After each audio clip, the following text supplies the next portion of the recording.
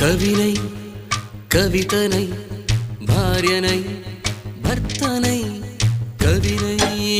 కవితనై భార్యనై భర్తనై మల్లెల దారిలో మంచు ఎడారిలో మల్లెల దారిలో మంచు ఎడారిలో పన్నీటి జయ గీతాల కన్నీటి జలపాతాల నాతో నేను అనుగమిస్తూ నాతో నేనే